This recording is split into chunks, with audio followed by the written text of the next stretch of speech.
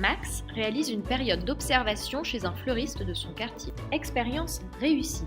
Devant son enthousiasme, ses parents l'encouragent à prendre rendez-vous avec le conseiller d'orientation de son collège pour connaître les différentes formations qui s'offrent à lui.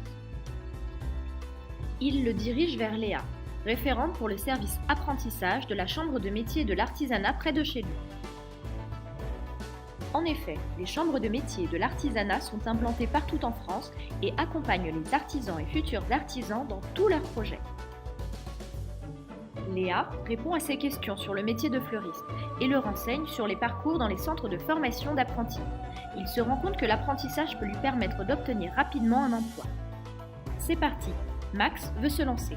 Léa le conseille pour trouver un maître d'apprentissage qui l'accueillera dans son entreprise pour toute la durée de sa formation. Léa connaît François, artisan fleuriste qui est à la recherche d'apprentis. Après une mise en relation réussie, Max signe un contrat d'apprentissage. François participe quant à lui à une formation maître d'apprentissage organisée par la Chambre de métiers et de l'artisanat car il s'investit dans cette mission. Max partage désormais son temps entre le centre de formation d'apprentis et l'entreprise, entre l'enseignement théorique et la pratique.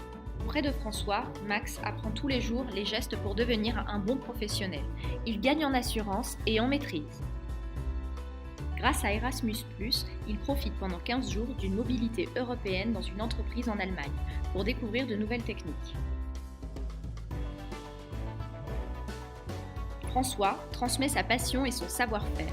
De son côté, Max lui crée un compte sur les réseaux sociaux pour communiquer sur son entreprise.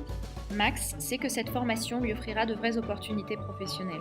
Il pourra même créer son entreprise ou en reprendre une.